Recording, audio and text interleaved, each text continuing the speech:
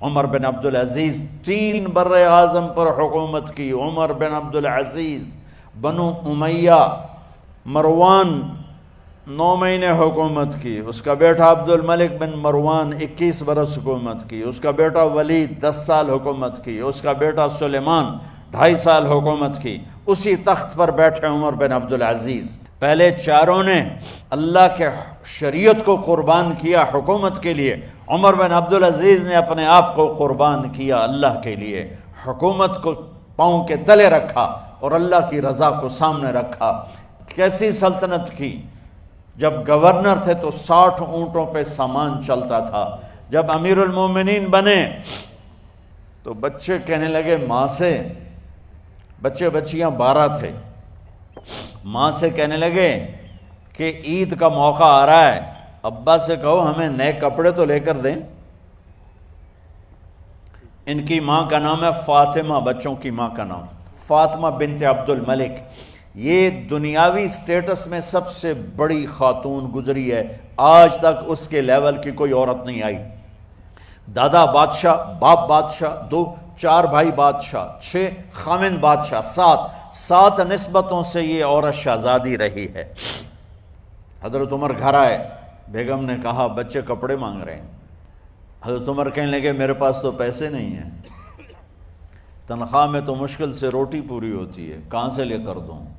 تو تھوڑی دیر خاموش رہیں. بیگم پھر کہنے لگی آپ ایسا کریں، اگلے مہینے کی سیلری ایڈوانس لے لیں، اس سے میں کپڑے لے لیتی ہوں اور روٹی کا خرچہ میں مزدوری کر کے گھر بیٹھے مزدوری کر کے چلا لوں گی، آپ 1 مہینے کی تنخواہ ایڈوانس لے لیں. حضرت عمر بن عبدالعزیز واحد خلیفہ ہیں جن کے دور میں 3 بر اعظم میں زکوٰۃ لینے والا باقی نہیں بچا تھا. یہاں لاہور بھی ان کی حکومت کے نیچے تھا، جنوبی اسپین فرانس ان کی حکومت کے نیچے تھا، کاشغر تک ان کی حکومت کے نیچے تھا، استنبول کے دروازوں تک ان کی حکومت تھی. 3 بر اعظم میں ایک آدمی زکوٰۃ لینے والا نہ بچا. اور اپنا حال یہ ہے کہ بیگم سے کہہ رہے ہیں پیسے کوئی نہیں، کپڑے کہاں سے لے کر دوں؟ اور بیگم طریقہ بتا رہی ہے کہ آپ اگلے مہینے کی تنخواہ ایڈوانس لے لیں، اس سے میں کپڑے لے لوں گی اور چولہے کا خرچہ، روٹی کا خرچہ میں گھر بیٹھ کے مزدوری کر کے کما لوں گی. تو حضرت عمر کہنے لگے ہاں یہ ٹھیک ہے. باہر آئے وزیر خزانہ مزاحم، انہیں بلایا کہ بھائی ہمیں اگلے مہینے کی تنخواہ ایڈوانس چاہیے. یہ تنخواہ والے لوگ بیٹھے ہوئے ہیں، تنخواہیں لیتے ہیں. اس نے کاغذ قلم آگے رکھ دیا، کہا حضرت یہاں لکھ کے دے دیں، آپ 1 مہینہ زندہ رہیں گے میں تنخواہ دے دیتا ہوں. آپ مجھے لکھ کے دے دیں آپ 1 ماہ زندہ رہیں گے میں آپ کو تنخواہ دے دیتا ہوں.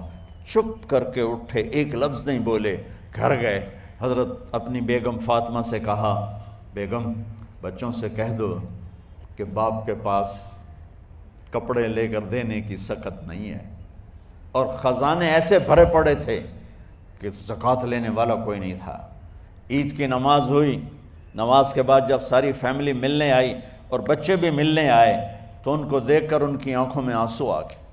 کہنے لگے بچوں آج تمہیں دکھ تو ہوگا اپنے باپ پر کہ ایک جوڑا کپڑا بھی لے کر نہ دیا عید کا.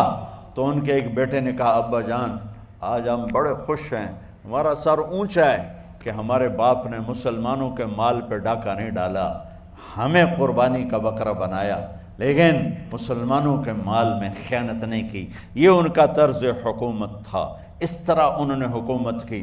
گھر میں تشریف لائے تو بیٹیوں سے بات کی تو انہوں نے منہ پہ ایسے دوپٹہ رکھا ہوا، منہ پہ دوپٹہ رکھ کے بات کریں. تو فرمانے لگے کپڑا تو ہٹاؤ، دوپٹہ کیوں رکھا ہوا ہے؟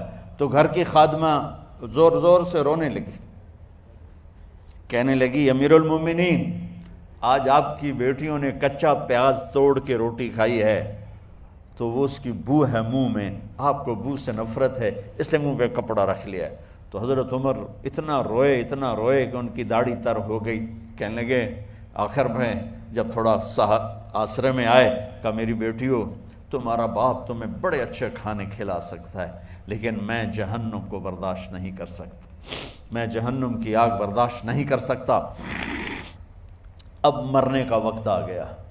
جب وہ گورنر تھے تو 60 اونٹوں پہ ان کا سامان چلتا تھا، اور جب وہ امیر المومنین بنے تو عیادت کے لیے لوگ آ رہے تھے، تو سالے عیادت کے لیے آئے، فاطمہ کے بھائی، کپڑے دیکھے امیر المومنین کے، تو بہن کو ایک طرف کر کے فرمایا، بڑے نیک سرداروں میں سے تھے یہ مسلمہ بن عبد الملک، کہنے لگے امیر المومنین کے کپڑے تبدیل کروا دو، لوگ پوچھنے آ رہے ہیں تو میلے کپڑے اچھا نہیں لگتا، کہا جی بھائی کرواتی ہوں۔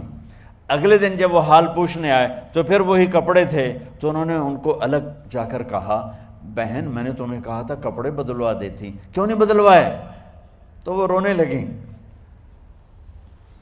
کہنے لگی کہاں سے بدلواؤں، جوڑا ہی ایک، کہاں سے بدلواؤں؟ اور حکومت کتنی تھی؟ 3 بر اعظم کی، 3 بر اعظم کی حکومت۔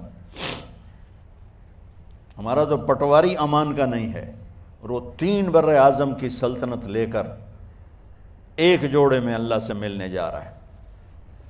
ان کو زہر دیا گیا، جب ان کی موت کا وقت قریب آیا تو انہوں نے رجا بن حیوہ کو بلایا، سننے والی بات ہے بچوں، ان سے فرمانے لگے، سنو میں نے 3 بادشاہوں کو قبر میں اتارا، اب بچیاں تو قبرستان جاتی نہیں، ہم تو اپنے ہاتھوں سے قبر میں اتارتے ہیں، اور اوپر مٹی ڈالتے ہیں، اور اوپر اینٹیں ڈالتے ہیں، اور پھر منو مٹی میں دبا کے واپس آتے ہیں۔ یہ منظر آپ بچیوں کے تو دیکھنے کا بھی نہیں ہے۔ وہ کہنے لگے میں نے 3 بادشاہوں کو مٹی میں ڈالا، لیکن ان کے کفن کی گرہ کو جب کھول کے دیکھا تو ان کے چہرے قبلے سے ہٹ چکے تھے، اور رنگ ان کے کالے پڑ چکے تھے۔ ولید بن عبد الملک، سلیمان بن عبد الملک، عبد الملک بن مروان، عبد الملک باپ، ولید بیٹا، سلیمان بیٹا، یہ تینوں کا ان کے چہرے کالے ہو گئے تھے، اور ان کا قبلے سے منہ پھر گیا تھا۔ اب میں مرنے لگا ہوں، مجھے پہلے ضرور چیک کرنا کہ میرا اللہ میرے ساتھ کیا کرتا ہے۔ پہلے تینوں کی ظلم کی حکومت تھی، ان کے چہرے قبلے سے کیوں ہٹ گئے؟ آپ کو عجب بات بتاؤں، ولید بن عبد الملک روزانہ تہجد میں کھڑے ہو کے 10 سپارے پڑھتا تھا، 10 سپاروں کی تلاوت تہجد میں کرتا تھا کھڑے ہو کے، اور قبلے سے چہرہ ہٹ گیا۔ سلیمان بن عبد الملک تہجد گزار، چہرہ قبلے سے ہٹ گیا، ظلم کیا، ظلم کیا، ظلم کیا، خون کو پانی بنا دیا، حکومت پر شریعت کو قربان کیا، رشتے ناتوں کو قربان کیا۔ اللہ نے قبلے سے چہرے، نمازیں منہ پہ مار دی، روزے منہ پہ مار دیے، حج زکاتیں منہ پہ مار دی، تہجد ان کے منہ پہ مار دی، اور ان کے چہروں کو قبلے سے ہٹا دیا اور رنگ کالے کر دیے۔ عمر بن عبدالعزیز نے اسی سلطنت کو عدل سے بھر دیا، اسی سلطنت کو عدل سے بھر دیا۔ جب ان کا انتقال ہوا، سلیمان بن عبد الملک کی ڈیڈ باڈی جب قبر کے قریب لائے اتارنے کے لیے تو ایسے ایسے ہلنے لگا، اس کا پورا جسم ہلنے لگا۔ تو اس کے بیٹوں نے کہا کہ ہمارے ابا زندہ ہیں، تو حضرت عمر نے فرمایا بیٹو زندہ نہیں ہیں، عذاب قبر جلدی شروع ہو گیا ہے، عجل اللہ بالعقوبہ، قبر کی پکڑ پہلے شروع ہو گئی ہے، چھپاؤ اپنے باپ کو جلدی۔ جب عمر بن عبدالعزیز کی ڈیڈ باڈی قبر کے قریب کی گئی اور ان کا بھائی اتارو، بھائی وہ باتیں شروع ہو جاتی ہیں، رومال ڈالو، چادر پکڑو، ادھر سے پکڑو، تو ایک دم ایسے ایک پرچہ ہوا میں اڑتا ہوا سب نے دیکھا، وہ آتے آتے آتے آتے آتے آتے یوں آ کے حضرت عمر کے سینے پر گر گیا۔ سب دیکھ رہے ہیں۔ جب پرچے کو اٹھا کے دیکھا گیا تو اس پہ ایک سطر پہ لکھا تھا بسم اللہ الرحمن الرحیم، اور دوسری سطر پہ لکھا تھا براءۃ من اللہ لعمر بن عبد العزیز من النار، یہ عمر کے لیے جہنم کی آگ سے نجات کا پروانہ ہے۔ 3 بر اعظم کی سلطنت لے کر وہ جنت کا پروانہ لے کر دنیا سے گئے۔